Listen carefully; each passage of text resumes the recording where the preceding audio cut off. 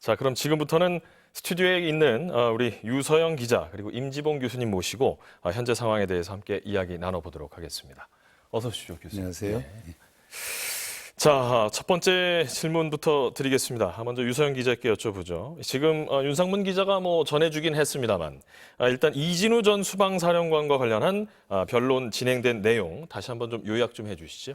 네, 이진우 전 수도방위 사령관이 오늘 국회 측이 신청한 첫 증인으로 나왔는데요. 예. 이제 국회 측이 신청을 했으니까 먼저 국회 측에서 주신문 30분을 하고, 그다음 윤 대통령 측에서 반대 신문을 30분 하고, 이후 이제 신문을 좀 번갈아서 다시 진행을 했습니다. 당초 예정된 종료 시각은 4시였는데 휴정 없이 진행했는데도 4시 20분쯤 좀 넘겨서 끝났고요. 예. 일단 재판부가 일단 신문에 앞서서 국회 측이 요청한 윤 대통령과 이제 증인 여인영 전 사령관이나 이후에 나올 홍장원 전 1차장 같은 경우에도 윤 대통령과 분리될 수 있게 해달라는 국회 측 요구를 일부분 수용을 했습니다. 예. 이제 증인들이 아무래도 대통령을 마주하게 되다 보면은 좀 긴장을 하거나 심리적인 압박을 느낄 수 있다면서 국회 측이 가림막 설치라든지 아니면 윤 대통령의 퇴정을 좀 가능할 수 있게 해달라고 요구를 했는데요. 예. 이 부분을 재판부에서는 이제 만장일치로 결정했다고 덧붙이면서 퇴정은 불가하되 증인 당사자가 직접 요청을 하면 가림막 설치까지는 허용해주겠다고 했었습니다. 그렇군요. 일단 증인신문 내용 아까 중계에서도 말씀을 해주셨지만 좀만 더 전해드리자면요. 예.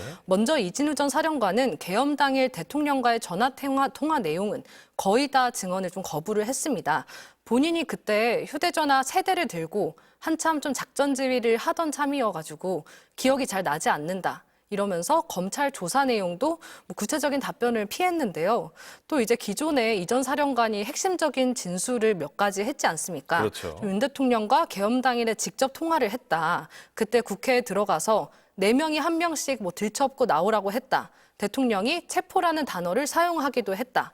이 점을 언급하면서 국회 측이 질문을 하기도 했습니다. 그렇습니다. 또 이제 윤 대통령이 국회 계엄 해제 의결 이후에도 계엄을 해제한다 한들 2번, 3번 계엄하면 된다. 이렇게 이 전 사령관한테 말도 했다고 하는데요. 이 부분에 대해서도 기억이 안 난다고 했습니다. 예. 자, 지금 유서영 기자가 이야기했던 내용을 기반으로 해서 임지봉 교수님께 좀 몇 가지 여쭤보겠습니다. 네. 일단은 첫 번째로 헌재가 이진우 수방사령관에 대한 증인 신문에 있어서 이 윤석열 대통령 측과 직접 증인 신문을 하는 것을 못하게 했습니다. 이건 어떤 의미로 받아들여야 될까요? 그러니까 윤 대통령이 직접 증인 신문을 하게 되면 그 증인들이 이 답변을 함에 있어서 어떤 심리적 압박을 받을 수 있다는 것이죠. 예, 일종의 연관성이 있는 부분이 있기 때문에 그것을 애초에 차단하겠다. 그렇습니다. 그리고 예. 그거는 사실은 윤 대통령 측을 위해서도 윤 대통령이 직접 신문하는 것은 좋지 않은 결과를 낳을 수 있습니다. 왜냐하면 서로 증언의 내용과 윤 대통령의 주장이 엇갈릴 때는 이게 꼭 수사 단계에서 대질 신문처럼 돼버리거든요. 그렇죠. 예. 대질 신문처럼 법정에서의 신문 절차가 이제 진행이 되면 그게 그 피청구인에게 유리할 게 없습니다. 예. 그리고 이 이진우 전 수방사령관이 일단 대부분의 진술을 일단 거부했습니다. 네네. 예, 이 부분에 대해서는 어떻게 평가하시는지요? 그거를 지켜본 어떤 분들은 예. 이게 이진우 이 증인의 증언과 답변은 좀 윤 대통령이 유리한 거 아닌가 이렇게 생각하실지 모르겠는데 예. 지금 윤 대통령 측 변호인단은 굉장히 지금 허탈해하고 있을 겁니다. 왜냐하면 예. 지금 이진우 사령관이 윤 대통령이나 혹은 본인의 형사재판을 지금 준비하고 있는 것 같아요. 그래서 윤 대통령이나 본인에게 불리한 결정적인 질문에 대해서는 답변 제한합니다. 그러면서 이제 진술 거부권을 행사했죠. 예. 그리고 윤 대통령 측에 일부 유리하다고 볼 수 있는 일부만 반대 신문에서 답변을 했어요. 예를 들어서 이제 윤 대통령에게 전화가 왔을 때 이제 병력이 들어가기 어렵다. 국회 안에 들어가기 어렵다. 그리고 군인들은 지금 총 안 들고 들어갔다. 예. 이런 답변을 했다고 합니다만 그렇지만 윤 대통령 측이 결정적으로 불리한 답변도 했어요. 예. 윤 대통령과 3번 통화했다. 예. 그건 2번에 걸쳐서 내가 확인한 거기 때문에 확실하다라고 했죠. 예. 근데 윤 대통령은 이 이진우 그 사령관에 대한 신문 말미에 뭐라고 했습니까? 실제 아무 일도 일어나지 않았는데 지시를 했느니 받았느니 이런 말을 했죠. 예. 통화를 3번 했다는 걸 이진우 사령관 입에서 이야기를 했으니까 그러니까 통화했던 그 사실 자체로는 일단 인정을 했다라고 인정을 한 봐야 거죠. 되는 거죠. 네, 인정을 한 거죠. 예. 그리고 대통령이나 이진우 사령관 본인에게 불리한 결정적인 질문에 대해서는 답변을 안 했어요. 그렇습니다. 이거는요, 그렇게 되면 이제 재판관들이 지금 갖고 있는 이준우 재판관이 이제 검찰 수사에서 이야기했던 피의자 신문조서를 예. 가지고 재판관들은 판단할 수 있어요. 그렇군요. 예. 이게 형사재판이면 피의자 신문조서에 아무리 피의자들이 서명 날인했다 하더라도 법정에 갔을 때 그 이제 피고가 됐죠. 기소됐으니까. 그 피의자 신문조서를 부동의해버리면 증거 채택에 있어서 부동의해버리면 형사재판에서는 그걸 증거로 삼을 수 없어요. 예. 그렇지만 탄핵 심판은 징계 절차이기 때문에 피의자 신문조서에 이 이진우 사령관이 지금 서명 날인했기 때문에 예. 이거는 지금 헌법재판관들이 다 보고 있는 거고 그렇죠. 이제 윤 대통령이나 이제 이진우 재판관에게 불리할 수 있는 그러한 답변에 대해서는 이제 묵비권을 행사했다 하더라도 그 예. 부분에 대해서는 피의자 신문조서를 가지고 판단하면 되는 거예요. 다시 말해서 헌법재판관들이 탄핵 심판에 있어서 조금 전에 말씀하셨던 이 피의자 신문조서를 증거로 채택할지 아닐지는 아직 확정된 건 아닙니다만 아니요, 증거로 채택됐어요. 이미. 됐습니까? 예. 그렇다면 예. 그 부분에 들어서 지금 전에 나왔던 이 내용들은 다 연관성이 있다고 볼 수밖에 없다는 거죠. 그렇죠. 예. 그래서 오히려 윤 대통령 측에서는 이제 그 이진우 사령관이 예. 좀 윤 대통령 측에 불리한 어떤 진술을 하면 그걸 이제 반대 신문에서 탄핵해 가지고 그 이진우 사령관의 앞선 진술에 대한 신빙성을 떨어뜨릴 수 있는데 예. 그게 이제 윤 대통령에게 유리한 그러한 신문인데 묵비권을 행사해 버리니까 그걸 탄핵할 기회가 없었잖아요. 예. 반대 신문을 통해서. 알겠습니다. 다시 말해서 이진우 전 수방사령관이 국회 측의 질문에는 대부분 증언 진술을 거부한 것이 윤석열 대통령 측에 오히려 불리하게 작용할 수 있다. 이렇게 지금 정리를 한번 해주셨습니다. 그럼 뒤집어서 예. 윤석열 대통령 측 대리인단의 질문에는 쭉 답변을 이어갔습니다. 예. 이건 그럼 어떤 측면으로 해석할 수 있겠습니까? 그런데 거기서도 뭐 결정적으로 윤 대통령에게 유리한 그러한 진술은 없었어요. 예. 사실은. 예. 병력이 들어가기 어렵다라고 전화가 왔을 때 계속 이야기했고 예. 수방사 군인들은 총 안 들고 갔다라고 이야기했다. 예. 뭐 그 정도인데 그게 이제 계엄군을 이제 국회에 투입시켜 가지고 국회 활동을 방해하지 않았다는 그런 증언이 될 수는 없잖아요. 예. 지금까지는 일단 이진우 전 수방사령관의 이 답변 태도 그리고 그것이 미칠 영향에 대해서 이야기를 나눴다면 그 내용에 대해서도 한번 좀 짚어보죠. 예를 들면 이진우 전 수방사령관이나 여인현 전 방첩사령관 같은 경우는 실제로 지금 내란 주요 임무 종사자로 형사 기소가 지금 되어 있습니다. 그렇습니다. 지금 교수님 말씀대로라고 한다면 헌법재판관들이 심판을 하는 데 있어서 지금의 이런 증언 거부라든지 지금의 이런 태도 이런 것이 실제 재판관이 판결을 하는 데는 어떤 영향을 미칠 수 있다고 그 보시나요? 실제 재판관은 헌재 재판관이니까 헌재 재판관이요. 헌재 재판관이 판결을 하는 데는 헌재 재판관 저 사람이 그 앞에 예. 이제 검찰에서 진술한 거하고 너무 다르네. 예. 다른 이야기를 하네. 본인의 지금 형사 재판에 대비하고 있구나. 그렇군요. 그런 식으로 생각하고, 그러니까 대부분 묵비권을 행사했습니다만 이진우 재판관이나 혹 지금 곧 이어질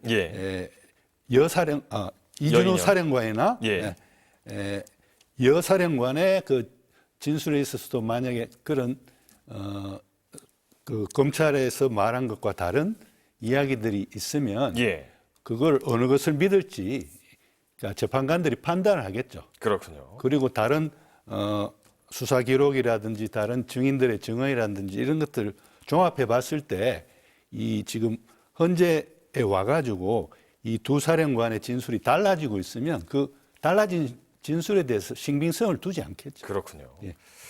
알겠습니다. 자, 그렇다면 이 또 다음 내용 중에서 이진우 전 사령관이 언급했던 이런 진술들, 이 부분을 또 우리 유서영 기자에게 좀 여쭤보겠습니다. 이진우 전 사령관의 경우에 앞서서 지금 나왔던 얘기들을 지금 종합을 해보면 국회 병력을 투입을 해서 본관 진입을 시도한 이 계엄군의 핵심 지휘부일 텐데 검찰 진술이라든지 국회 증언으로 기존에 지금 확인된 내용들이 이미 있습니다. 그 부분에 대한 내용들이 오늘 나왔어요. 그걸 좀 한번 짚어주실까요? 네, 맞습니다. 일단 검찰 수사에서 좀 드러난 내용들 먼저 말씀을 드리면요. 예. 이진우 전 사령관은 계엄 당일 윤 대통령으로부터 좀 본회의장으로 가서 4명이 1명씩 들쳐업고 나오라고 해라. 총을 쏘아서라도 문을 부수고 들어가서 끌어내라는 말을 직접 들었다고 했습니다. 예. 또 국회가 계엄 해제 요구안을 가결시킨 이후에도 윤 대통령이 전화로 해제됐다고 하더라도 내가 2번, 3번 계엄을 선포하면 되는 것이라고 지시했다고도 진술했습니다. 그렇습니다. 그래서 이 부분 관련해서 국회 측에서 계속 질문을 이어갔는데도 이 전 사령관은 뭐 잘 기억이 나지 않는다. 또 조서 내용이 어떻게 그렇게 구체적으로 나와 있는지 모르겠다. 예. 즉답을 피했습니다. 예. 그리고 나서 이제 여인형 전 방첩사령관 관련된 증인신문이 현재 진행 중에 있습니다. 현재까지 나왔던 뭐 발언 내용, 지금 뭐 드러난 게 있는지 좀 짚어주실까요?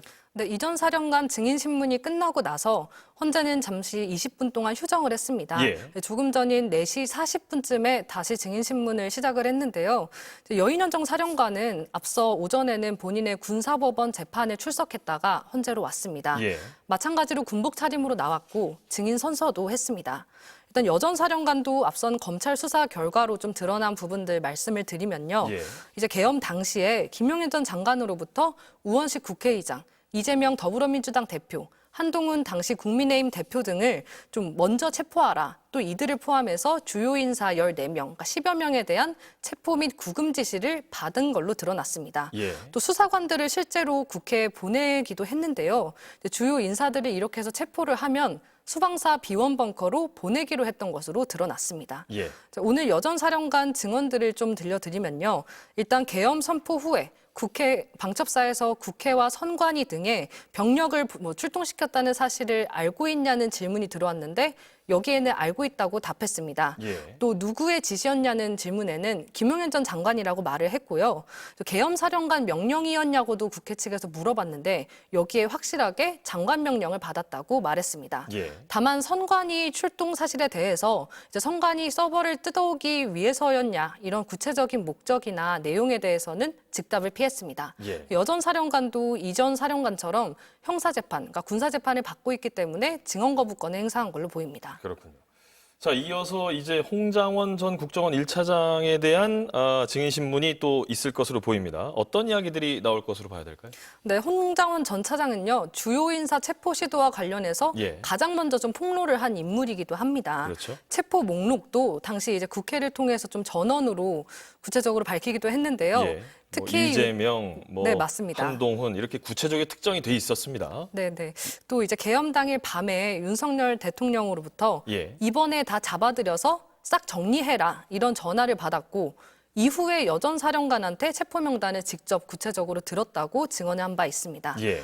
이제 홍 전 차장의 말에 따르면요, 계엄 선포 직후에 윤 대통령이 전화가 와서 국정원에도 대공수사권을 줄 테니 일단 국군 방첩사령부를 도와서 지원을 해라.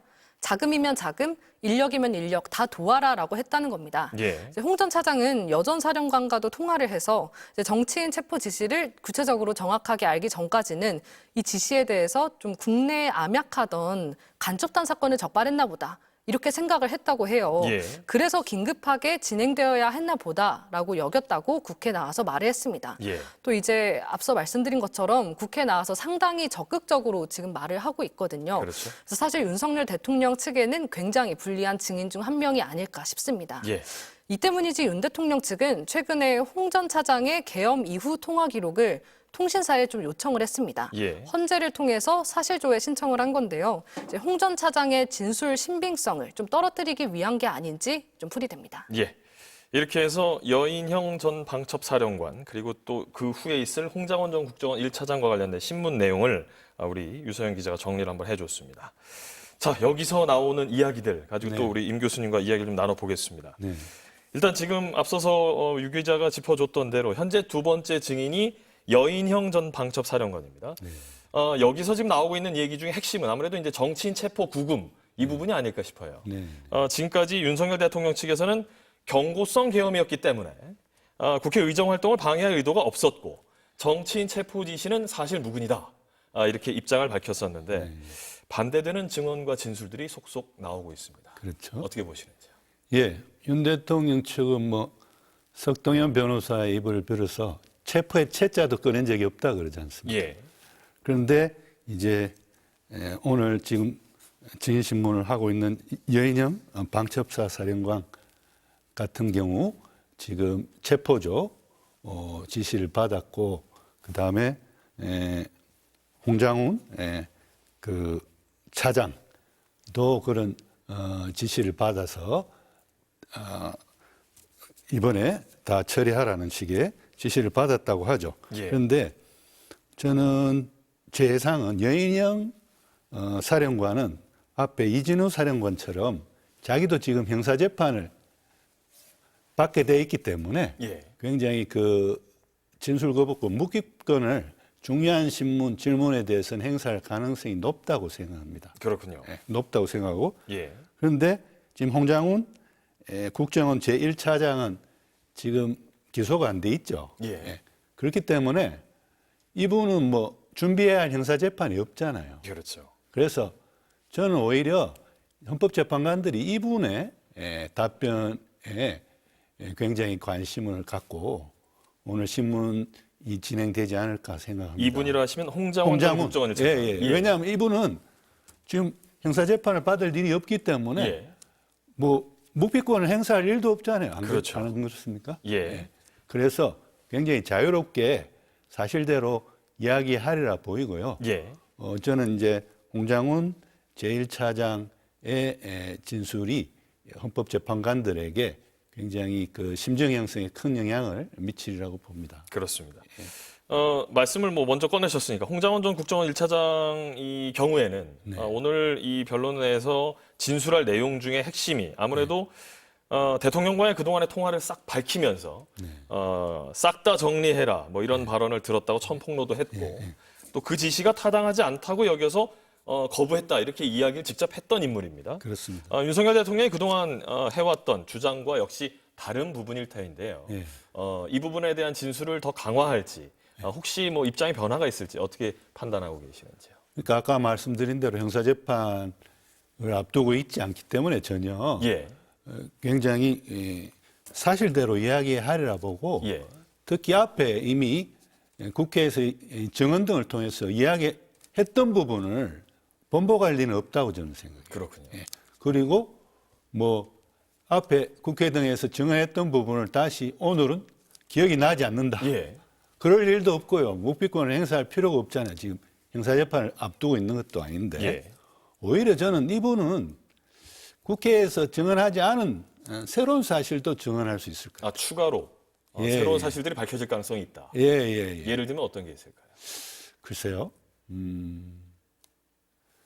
그 대통령과 이제 통화를 하면서 또 이 홍장훈 이제 차장도 말을 한 부분이 있지 않을까요? 그렇군요. 근데 이때까지 국회에서 증언한 부분은 대통령의 말만 일방적으로 증언을 했는데 그때 이제 자기가 어떤 대통령이 그러한 전화 지시를 통해서 싹 다 정리해 예, 라고 했을 때 이제 뭘 의미하는지 이렇게 고쳐물었다든지 예. 뭐 그때 일종의 대통령이 어떤 가능성이니까요. 반응을 예, 보였다든지 뭐 이런 추가적인 어떤 그러한 증언들 답변을 통해서 나올 수도 있지 않을까 생각합니다. 예. 자, 이렇게 해서 오늘 이 5차 변론기일에 나온 증인들, 여인형 전 방첩사령관, 이진우 전 수방사령관, 그리고 홍장원 전 국정원 1차장 이 세 명에 대한 이야기들을 기반으로 임 교수님과 이야기 나눠보고 있습니다. 사실 이 증인들 모두 국회 측이 신청하지 않았겠습니까? 그렇습니다. 주신문 또 반대신문으로 진행이 되는데 사실 가장 핵심은 국회에 병력 투입을 했던 부분과 정치인 체포를 해라와 관련된 내용 이런 부분이 아닐까 싶어요. 예. 어떻게 보시는지? 그렇죠. 그런데 우리가 국회 계엄군 투입된 거는 이미 언론의 영상을 통해서 다 봤잖아요. 모든 그렇죠. 국민들이 다 봤잖아요. 예. 근데 중요한 것은 무엇이냐면 그것이 대통령의 지시에 의해서 이루어졌느냐. 그리고 그 지시가 얼마나 구체적이었느냐. 예. 그걸 풀어야 할 것이고 저는 오히려 체포조를 편성하고 누구누구를 체포해라 라고 한 것도 예. 만약에 밝혀지면 굉장히 위헌성이 더 짙어지지만 즉 헌법 77조 4항은 비상계엄 하에서도 행정부나 법원에 대해서는 특별한 조치를 할 수 있지만 국회에 대해서는 손도 못 대게 하고 있거든요. 예. 그런데 계엄군을 투입했다는 것 자체가 국회에 투입했다는 것 자체가 지금 사실은 77조 4항 위반인 거예요. 그렇죠. 그런데 투입한 이유가 심지어 몇몇 유력 정치인들에 대해서는 체포까지도 시도했다고 하면 예. 그게 그 위헌성이 더 짙어지는 거고 강화되는 건데 저는 그래서 누굴 체포해라 그리고 체포조를 구성해서 운영해라 이런 지시에 대해서는 저는 앞에 그러니까 계엄군을 국회에 투입한 것보다는 더 무게감은 덜한 거라고 생각합니다. 예. 자, 사실 오늘 이 여인형 전 방첩사령관, 이진우 전 수방사령관, 홍장원 전 국정원 1차장, 사실 5차 변론기일에 있어서 가장 중요한 핵심 인물들이고 이분들이 증인으로 출석을 했는데요. 자, 그러면 오늘 증인 신문과 관련해서 이진우 전 수도방위 사령관과 윤석열 대통령의 발언 영상을 잠시 보고 또 이어가도록 하겠습니다. 검찰에서 조사받을 때 사실대로 진술하셨습니까? 답변 드리기 제한됩니다. 증인 계엄 상황 중에 대통령으로부터 3번 전화 받았다고 진술하였죠. 그 부분도 답변 드리는 것을 제한되는 거 양해드립니다.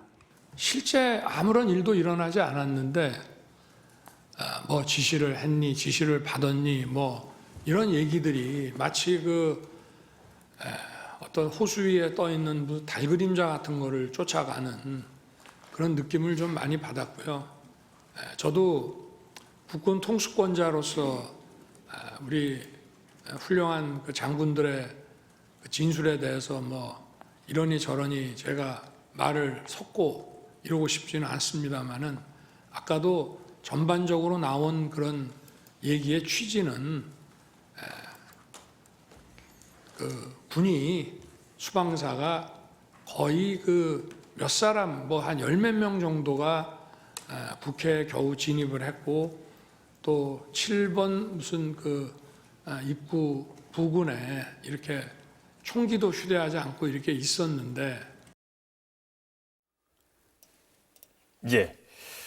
조금 전 헌법재판소에서 있었던 이진우 전 수방사령관과 관련한 윤석열 대통령 측의 신문 내용 영상으로 다시 한번 전해드렸습니다.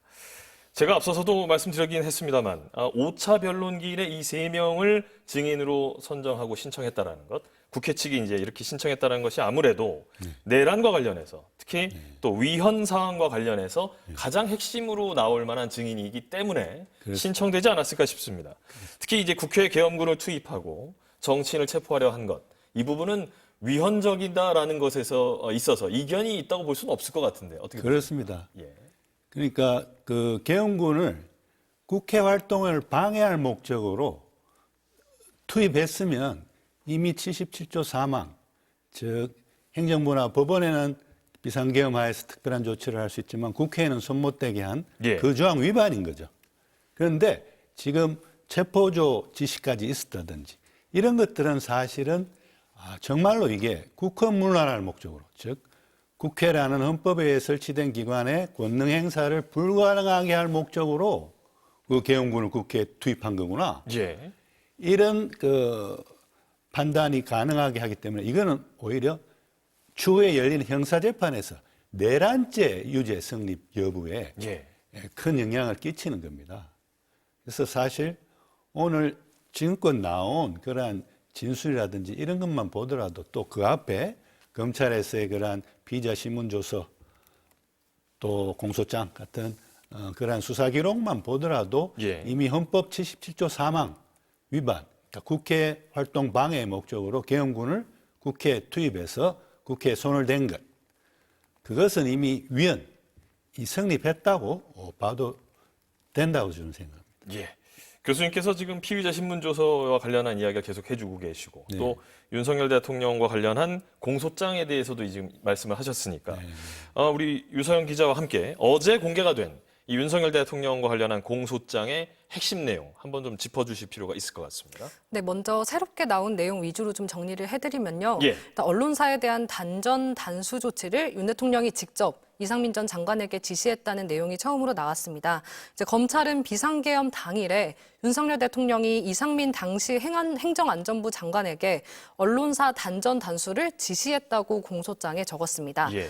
MBC를 비롯한 방송사 2곳과 신문사 2곳, 또 여론조사꽃 등 모두 5곳입니다. 예. 윤 대통령이 대통령 집무실로 들어온 이 전 장관에게 24시경을 기점으로 해서 이들 언론사들을 봉쇄하고 소방청을 통해 단전 단수를 하라고는 내용의 문건을 보여줬다는 겁니다. 예. 이 전 장관이 이후에 조지호 경찰청장에게 전화를 했고 또 허석곤 소방청장에게도 전화해서 자정쯤 이런 조치들을 하라고 얘기를 했다고 하고요. 경찰 측에서 단전 단수 협조 요청이 오면 조치해줘라고 지시했다는 내용도 포함이 됐습니다. 예. 그러니까 전기와 수도를 끊어서 언론 기능을 마비시키려고 했다는 건데 이건 언론 자유를 부정한 헌법 위반이라고 볼 수 있습니다. 예. 이렇게 해서 어제 있었던 공개가 된 윤석열 대통령과 관련한 공소장 핵심 내용을 유서영 기자가 정리를 해 주셨는데요. 우리 교수님에게 이와 관련한 내용들 한번 짚어보도록 하겠습니다. 검찰이 이 윤석열 대통령을 구속 기소하면서 지금 101쪽 분량의 공소장을 이렇게 지금 작성을 했는데 여기 보면 국헌문란 목적의 폭동이다라고 명확하게 못을 박았습니다. 그게 결론이죠. 예. 검찰의 결론입니다. 예, 그 부분에 대해서 먼저 좀 한번 정리해 주시죠. 이 폭동이다라고 못을 박았다라는 것 어떤 의미로 봐야 할까요? 예, 국헌문란 목적의 폭동. 예. 그게 형법 87조에 규정된 내란죄의 구성 요건입니다. 예. 예. 그러니까 내란죄 정면으로 해당한다라고 검찰이 이제 결론을 내린 거죠. 예. 예. 그리고 예. 공소장 등의 내용도 그 101페이지나 돼서 저는 그렇죠. 다 읽어보지는 못했는데 부분을 보니까 그러니까 국헌문란의 목적을 입증하기 위해서 그러니까 지금 국회 그 계엄 해제 요구권 가결 행사를 방해할 목적으로 계엄군을 본청 안으로 투입을 했고 예. 체포 유력 정치인들의 체포도 지시했고 그러한 내용들 이 사실은 헌법에 의해 설치된 국회라는 기관의 권능 행사를 불가능하게 할 목적이란 거죠. 그렇군요. 그다음 그 폭동했다는 건 뭘 의미하냐면 예. 이제 다수인이 결합해 가지고 폭행 협박을 통해서 그 한 지방의 평온을 해치는 정도에 이르렀다는 거예요. 예. 그 검찰은 그 평온을 해칠 정도에 이르렀다. 그것도 공소장 내용을 보니까 한 지방이 아니라 대한민국 전국에 그걸 방송으로도 지켜본 그런 국민들도 있었고 그랬기 때문에 전국에 평온을 해칠 정도의 폭행 협박이었기 때문에 그것도 이제 폭동이었다. 그래서 내란죄 구성 요건이 정면으로 성립한다라고 예. 공소장에 적은 걸로 알고 있습니다. 공소장 결론에 명확하게 적시가 된 이 국헌문란 목적의 폭동 이 부분에 대해서 교수님께서 한번 풀어주셨습니다. 예. 사실 그보다 또 더 중요한 건 이 공소장 내용의 가장 중요한 부분 중에 하나가 윤석열 대통령이 김용현 전 국방장관에게 이 동원 가능 병력을 직접 확인하고 네. 국회와 선관위를 콕 집어서 일단 군병력 1,000명을 투입하라라는 지시를 내린 것으로 여기에 지금 나와 있는데요. 그렇습니다. 그동안에 윤석열 대통령과 이 변호인단 측에서는 헌재 탄핵심판 변론에서 280명 정도의 소수 병력만 국회에 투입했다 이렇게 주장을 해왔습니다. 정면으로 지금 배치되는 거 아니겠습니까? 배치되는 거죠. 예. 배치되는 거죠. 그리고 전번에 공개 변론에서 또 김영현 국방장관이 나왔을 때 대통령이 이제 신문을 직접 하면서 국회에는 계엄군 280명만 들어간 거 아니냐. 예. 그리고 국회 본청 안에 들어간 거는 12명 아니냐. 소수. 예. 예? 그런 식으로 이건 정말 경고성 계엄이었다는 말을 하려고 아마 그런 식으로 이제 김영현 국방장관에게 유도 신문을 했는데 김영현 국방장관이 뭐라 그랬냐면 예. 아니 본청 안에 들어간 계엄군만 280명이고 예. 그 밖에는 더 많이 있었다. 그러면서 한 1,500명 정도가 이제 국회에 들어간 걸로 알고 있다. 예. 이런 식으로 이제 진술해서 좀 손발이 안 맞는 모습을 보여줬어요, 이미. 그렇습니다. 국회 본청 안에 몇 명이 투입됐는지 또 예. 국회 안에는 전체적으로 몇 명이 투입됐는지 손발이 안 맞는 모습을 보여줬는데 이번에 이제 밝혀진 공소장에 같으면 1,000명을 투입하라고 지시했다 그러잖아요. 그렇죠. 그러니까 윤석열 대통령이 지금 현재 탄핵 심판정에서 280명을 투입했다라고 이야기하잖아요. 그렇죠. 지금 거짓말이잖아요. 상호 모순되는 거예요. 그러니까 이런 식으로 탄핵 심판 변론이 진행되는 과정에서 이 김영현 전 국방장관과 윤석열 대통령 측이 계속해서 서로 같은 얘기를 해야 되는데 조금씩 빗나가는 얘기들이 나오고 있습니다. 김영현 전 국방장관이 계속해서 입장을 이런 식으로 바꾸고 검찰 진술과 다른 내용들을 탄핵 심판장에서 하는 이유는 어디 있다고 보시는지요? 그래서 뭐 이게 일단 윤 대통령이 저는 그 불가능한 일이라고 보는데 예. 윤 대통령이 탄핵을 안 받을 수도 있다고 생각하는 것 같아요. 아, 그렇군요. 그래서 대통령 측에 복귀하게 되면은 자기의 이 내란죄 중요임무 종사자 혐의에 관한 재판도 형사 재판도 굉장히 유리적으로 흐를 수 있다라고 생각하는 것 같은데 그런데 예. 손발이 안 맞아요. 아까도 말씀드린 바와 같이 손발이 안 맞는 그런 상황이 벌어지고 있습니다. 왜? 실체적 진실은 딱 정해져 있는 거죠. 예. 그래서일까요? 윤석열 대통령 측이 지금 법원에 구속 취소를 청구했다. 이 내용이 오늘 계속 속보로 들어오고 있습니다. 이 부분은 실제 청구를 했던 것만큼은 사실로 지금 알려지고 있는데요. 네네. 어떻게 보시는지요? 구속 취소 청구할 수 있어요. 예. 그러니까 담당 재판부가 정해지고 나면 피고인이죠. 이제 기소됐으니까요. 예. 이제 구속영장을 발부하거나 기소할 때의 그 구속 사유가 이제 사라졌다. 예. 그래서 구속의 필요성이 없어졌다. 그러니까 나는 불구속 상태로 재판받고 싶다. 할 때 재판부에 구속 취소 신청을 할 수 있습니다. 예. 그런데 저는 100% 기각되리라 봅니다. 기각이 될 것이다. 왜냐하면 지금 구속영장 발부한 게 예. 그 구속영장 발부의 사유가 뭐였어요? 내란 우두머리의 혐의이기 때문에 범죄의 중대성이 있고 그다음에 증거인멸의 우려가 있다라고 봤잖아요. 예. 증거인멸의 우려가 있기 때문에 지금 구속한 건데 그래서 구속 기소까지 온 건데 지금 그 며칠 지났습니까? 그 짧은 시간 동안 그럼 증거인멸의 우려가 없어졌어요? 그러니까 사정 변경이 생겼냐고요. 사정 변경이 전혀 안 생겼는데 예. 법원이 구속 취소 신청을 받아들이겠습니까? 저는 100% 기각하리라 봅니다. 예. 자, 지금 또 속보 내용이 들어오고 있는 것 같은데요. 홍장원 국정원 제1차장 같은 경우 신문이 진행이 되는 가운데 체포조 운영 지시를 받았다는 입장은 변하지 않는다. 이렇게 밝혔던 것 같습니다. 이와 관련한 내용 혹시 뭐 추가로 들어오는 게 있으면 알려주셨으면 좋겠고요.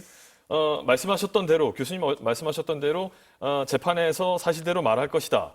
이렇게 지금 홍장원 국정원 1차장 전 국정원 1차장이 네네. 계속 발언을 하는 것으로 보입니다. 예. 확인이 지금 되고 있어요. 그러니까요. 예. 제 예상이 맞았죠. 그러니까 이분은 지금 뭐 묵비권을 행사할 필요도 없는 거예요. 왜냐하면 지금 뭐 기소가 된 것도 아니고 그 재판이 열리고 있거나 혹은 열릴 그러한 상황도 아니기 때문에 예. 그야말로 진실대로 말하는 거죠. 예. 예.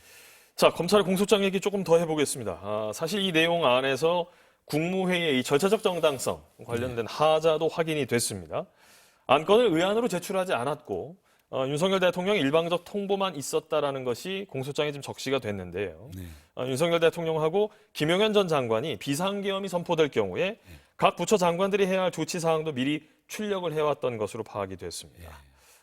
이러한 내용들 지금 계속해서 밝혀지고 있는 내용, 공소장에 적시된 내용들을 봤을 때 헌재의 탄핵 심판에 이 내용들이 영향을 줄 것이냐, 이 부분이 좀 핵심된 내용이 아닐까 싶습니다. 어떻게 보시는지요? 예, 영향을 주겠죠. 그리고 사실은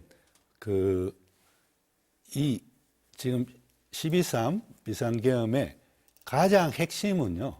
저는 세 가지라고 생각하고 이 세 예. 가지가 연결되어 있는 거예요. 그러니까 세 가지가 뭐냐? 지금 국회 활동을 방해할 목적으로 국회에 계엄군을 투입했느냐? 즉 국회는 비상계엄이라도 손댈 수 없는데, 즉 헌법 73조 4망을 위반했느냐? 예. 하고 또 연결된 게 뭐냐면 이제 국회 활동을 방해할 목적으로 포고령 1호 1항에도 국회 등의 정치 활동을 금한다라고 규정하고 있잖아요. 그 포고령 1호 1항의 내용하고 예. 그 다음에 그 계엄을 선포하기 직전에 국무회의를 5분 열어가지고 열고 그때 이제 기획재정부 장관인 최 부총리에게 최상목 부총리에게. 문건을 전달했는데 그 문건의 내용이 가히 충격적입니다. 예, 오늘도 계속해서 신문 내용 안에서 그 내용이 계속 왔다 갔다 했습니다. 국회의 일체의 운영비, 자금 지원을 즉시 중단하고 예. 그다음에 비상입법기구의 예산을 확보하라고. 예. 비상입법기구라는 건요, 사실은 앞에 전두환의 그 비상계엄 전국 확대 때도 그 국가보위 비상대책위원회, 나중에는 국가보위 입법회의로 개명이 됩니다만 예. 여기서 이제 사실상 국회를 해산해버리고 여기서 이제 입법부로서의 기능을 하는 거예요. 그러니까 국회가 없어지는 거예요. 예. 비상입법기구의 예산을 확보하라는 것은 국회를 해산하거나 적어도 무력화시켜서 국회의 권한 행사를 대신할 그러한 대책기구를 만들겠다는 거거든요. 예. 그게 유신 때도, 유신헌법으로 갈 때도 그 비상국무회의가 이제 국회의 권한을 대신합니다. 예. 두 그런 번째까지 지금 말씀을 들어봤는데 예. 지금 급히 들어온 영상이 있어서 먼저 좀 보고 또 교수님 말씀 이어서 듣도록 하겠습니다. 자, 홍장원 전 국정원 1차장 발언 내용 들어보겠습니다. 예, 사실대로 얘기하겠습니다. 네, 오늘 증인들이 대부분 이제 묵비권 거부하는 경우 많았는데 그런 부담은 좀 없으신가요? 뭐라고 진술했는지 잘 모르겠고요. 일단 저는 제가 알고 있는 사실 그대로 얘기하겠습니다. 그 대통령으로부터 이제 직접 체포조 운영 관련 지시를 받았다는 입장에도 변함이 좀 없으신지. 예, 변함없습니다. 그 조태현 국정원장 같은 경우에는 이제 체포조 의혹에 대해서 이제 풍문으로 들었다 이렇게 얘기를 하는데 그거에 대해서 좀 생각이 좀 변화가 있으실까요? 그거는 뭐 그분한테 물어보시는 게 좋을 것 같습니다. 이젠 저 전직이니까 특별히 관계 있는 사람 아닙니다. 그러면 이제 앞으로 오늘 진술하는 데 있어서 좀 어떤 부분 좀 중점으로 이렇게 말씀하고 싶은 사항이 있으실까요? 없습니다. 심판관님께서 궁금하신 부분 그대로 대답하겠습니다. 예, 홍장원 전 국정원 1차장이 이 증인 신문에 들어가기 앞서서 입장 발표했던 내용인데요. 내용 혹시 좀 정리해 주실 수 있겠습니까? 네. 일단은 체포조 관련해서 홍장원 전 1차장이 국회에서 그동안 상당히 적극적으로 증언을 했었습니다. 예. 체포 명단을 대통령부 그리고 여인영 전 사령관으로부터 직접 들었다. 그래서 직접 이렇게 국회의원들에게 이 명단을 알리기도 했었고요. 예.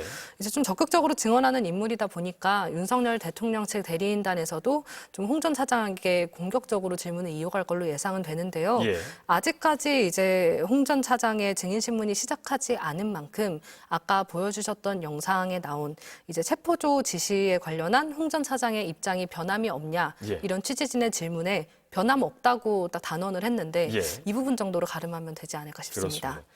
앞서서 뭐 신문 내용에서 이야기 나왔다라고 저희가 말씀을 좀 드리긴 했었습니다만 신문에 들어가기 앞서서 취재진과 기자진의 이야기를 해줬던 내용들을 전달을 해드렸던 것으로 다시 한번 정정하도록 하겠습니다. 재판에서 사실대로 말할 것이며 그동안의 입장에는 변함이 없다 이렇게 밝히고 신문으로 들어갔던 것 같습니다. 자, 홍장원 전 국정원 1차장 영상을 보셨고요.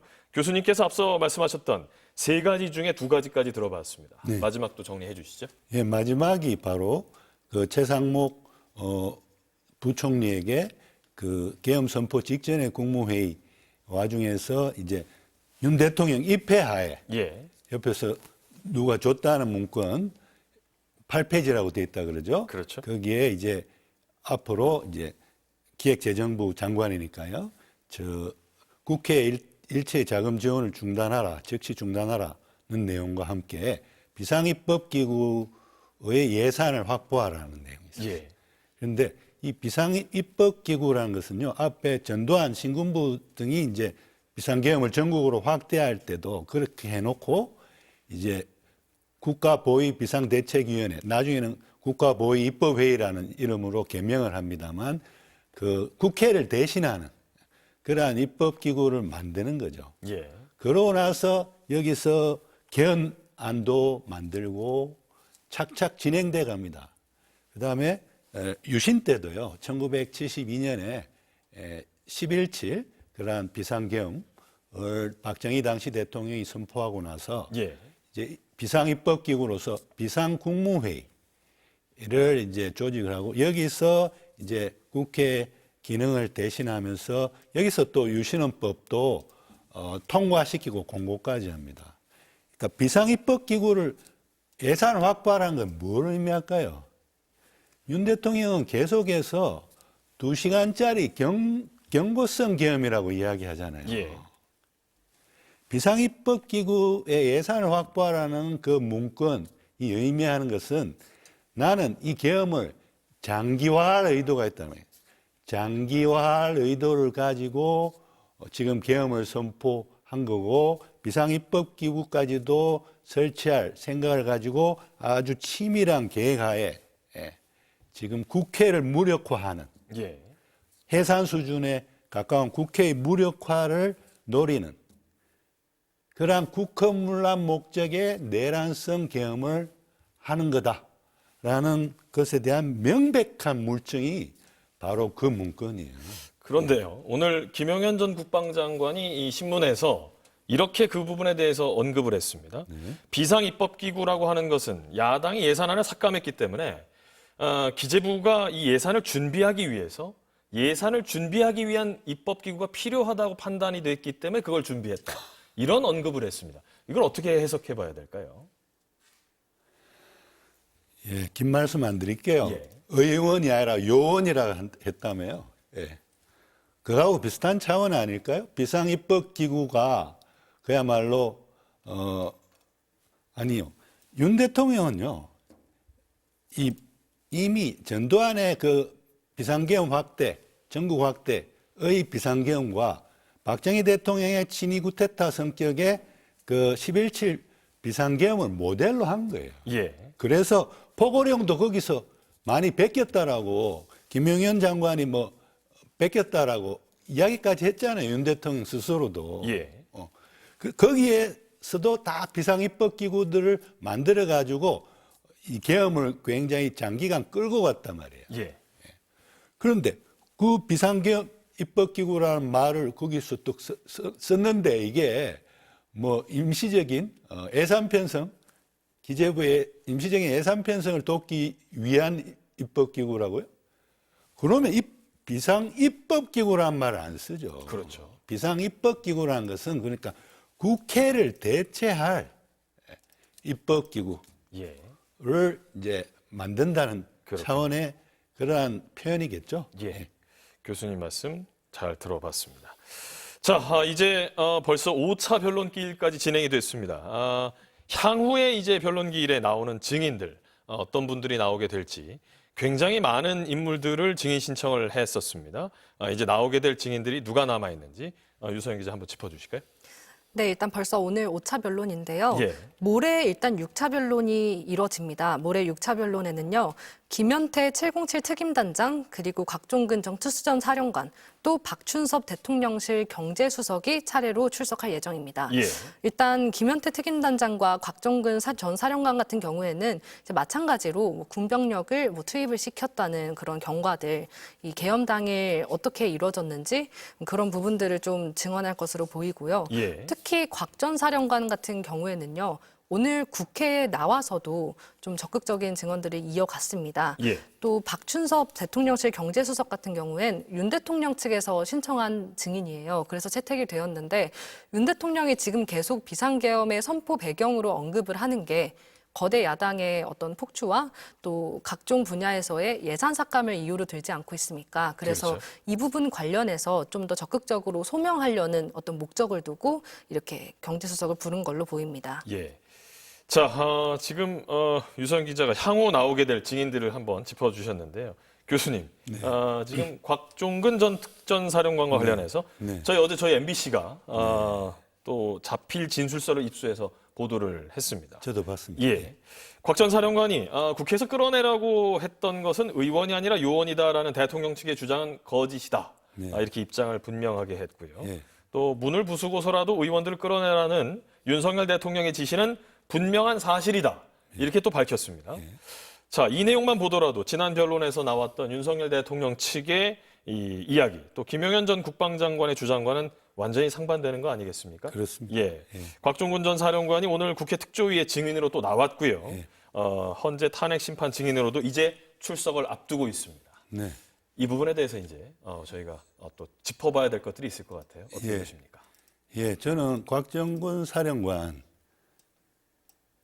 이제 증언, 이렇게 다음 그 변론기일에 나와서 하는 증언이 굉장히 기대됩니다. 예. 이분도요, 앞에 이제 이진우 사령관이라든지 오늘 여인영 사령관과 같이 형사재판을 앞두고 있는 분이. 그렇죠. 그런데 오늘 나왔던 두 분의 사령관들은 다 중요한 답변에 대해서는 이미 수사 기록이 있는데도 진술 거부했죠. 예. 그런데 저는 곽정군 사령관은 진술할 것 같아요. 그리고 검찰에서 이제 피의자 신문 조서 쓸 때 진술한 내용하고 거의 똑같이 증언을 할 것 같아요. 예. 곽 전 사령관이 계엄군의 작전 목표가 윤석열 대통령 측이 주장했던 시민 보호가 아니라 네. 시설 확보 및 경계였다라고 적었습니다. 그러니까 경계가 봉쇄라며요. 그렇군요. 예. 그러니까 국회를 본청을 봉쇄하려고 예. 계엄군을 투입했다. 봉쇄해가지고 이제 국회의원들의 권한 행사를 불가능하게 할 목적이란 거죠. 예. 그러면 이거는 헌법 73조 사망 위반 정도가 아니라 국회 활동을 방해하기 위한 목적으로 계엄군을 투입한 정도가 아니라 국헌을 문란할 목적으로, 그러니까 국회의 권능 행사를 불가능하게 할 목적으로 투입한 거기 때문에 지금 이 곽 사령관의 증언은요, 사실은 이 형사재판에서 나중에 윤 대통령이 내란 우두머리죄의 유죄 판결을 받는데도 굉장히 결정적인 그러한 증언이 되리라고 봅니다. 예. 그리고요, 예. 저는 오늘 이 앞에 이진우 사령관하고 이 변론 과정을 지켜본 이제 시청하신 국민 여러분들에게 좀 위로 말씀드리고 싶어요. 예, 말씀하시죠. 얼마나 답답했겠어요. 얼마나 스트레스 받았겠습니까. 이 중요한 건 묵비권 행사하고 말이죠. 예. 그리고 또 윤 대통령은 뭐 실제 아무 일도 일어나지 않았는데 지시를 했느니 받았느니 이런 말이 있었다 그러면서 호수에 떠 있는 달 그림자 쫓는 느낌이다. 이런 말을 들어야 하는 국민들은 어떤 심정이겠어요. 그런데 스트레스 안 받으셨으면 좋겠어요. 예. 오늘 오히려 이 공개 변론은요, 윤 대통령에게 결과적으로는 불리한 것들이. 알겠습니다. 자, 이제 5차 변론기일까지 진행이 됐고요. 이제 현재까지의 심판 경과 그리고 앞으로 남은 절차들 유성 기자 한번 정리해 주시죠. 네, 이제 말씀하신 것처럼 오늘이 5차 변론인데요. 재판부가 당초에 8차례의 기일을 지정을 했었는데 예. 벌써 절반 정도 지난 겁니다. 이제 먼저 짧게 정리를 좀 하자면요. 2차례 공판 준비 기일 이후에 현재는 변론 절차에 좀 바로 돌입을 했습니다. 1차 변론 때는 출석 의무가 있는 윤 대통령이 나오지 않아서 재판이 좀 일찍 종료가 되었는데 2차 기일 때도 윤 대통령은 나오지 않았습니다. 예. 그런데 지난달 21일에 3차 변론 때부터는 돌연 나오기 시작을 했습니다. 이제 오늘 5차 변론이었고 모레 곧바로 6차 변론이 이루어지는데 지금까지는 오후에 시작을 했잖아요. 예. 근데 모레부터는 오전부터 길게는 저녁까지 그렇군요. 종일 심리를 좀 진행할 걸로 보입니다. 심리가 좀 길어지겠네요. 네, 맞습니다. 예. 자, 이제 남아있는 절차까지 들어봤는데요. 사실 교수님 20일부터 윤석열 대통령의 형사재판도 이제 시작이 됩니다. 네.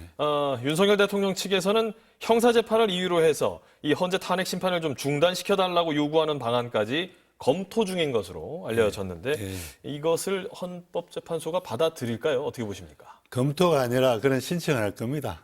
실제로. 헌법재판소법 51조가 탄핵 심판과 동일한 사유로 형사재판이 진행되면은 재판부는 헌재 재판부는 탄핵 심판은 정지할 수 있다라고 돼 있거든요. 그러니까 예. 지금 기소돼서 형사재판이 열리니까 탄핵 심판 정지해달라고 하겠죠. 그런데 헌재는 100% 받아들이지 않을 겁니다. 왜냐하면 지금 신속한 결정을 내려야 되는데 형사재판 3심까지 기다리면요 최소 1년 6개월이 흘러야 돼요. 예. 그러면 신속한 헌재 결정을 바라고 있는 많은 국민들의 여망을 거역하는 거잖아요. 그걸 헌법재판관들도 잘 알기 때문에 헌재 재판관들은 그러한 탄핵심판 정지 신청을 해오더라도 기각할 걸로 봅니다. 예. 이제 마무리를 할 시점까지 가고 있습니다. 헌법재판소의 이 구조, 현재 상황, 이 부분에 대한 이야기를 좀 하긴 해야 될 것 같습니다. 네. 윤석열 대통령 측하고 여당에서 지금 헌법재판관들의 성향 이야기를 계속하고 있습니다. 네. 헌법재판소 흔들기다, 일각에서는 이런 표현도 하고 있는데 네. 재판관들의 성향, 또 추천 기관 이런 것들이 판결에 영향을 미친다 이런 주장에 대해서 교수님의 입장은 어떠신지 들어보고 싶습니다. 성향을 가지고 어떤 결론을 내지는 않아요. 헌법재판관들이요. 예. 왜냐하면 특히 이건 윤 대통령 탄핵 사건은 대통령 탄핵 사건이죠. 얼마나 국가적인 명운이 걸린 사건입니까? 예.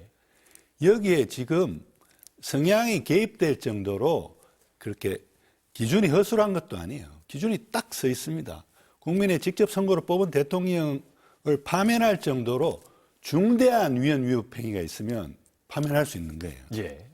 그리고 뭐가 그러면 중대한 위헌 위법 행위냐와 관련해서는 대통령직을 유지하게 하는 것이 헌법소의 관점에서 용납될 수 없거나 혹은 대통령이 국민의 신임을 배신해서 국정을 수행할 자격이 없어진 경우 이 두 가지 중에 어느 하나에라도 해당하면 되는 거예요. 예. 근데 이 두 가지 판단을 함에 있어서 무슨 그 개인적인 성향이 개입될 여지가 있습니까?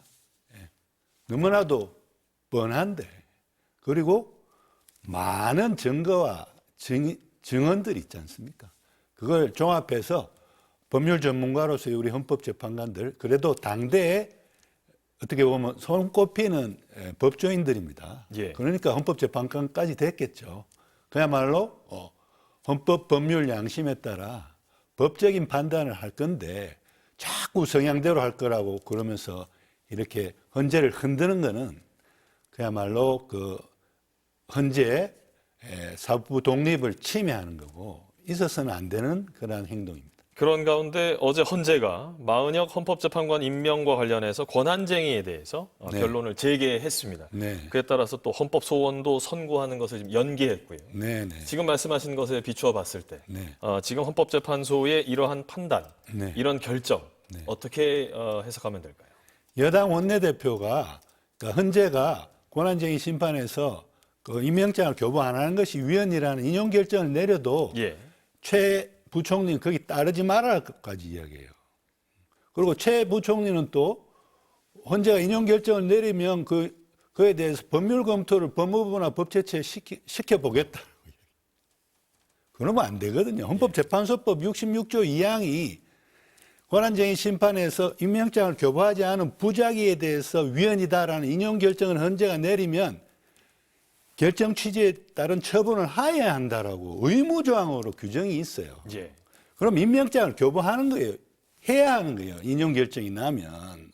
그런데 그런 이야기를 하니까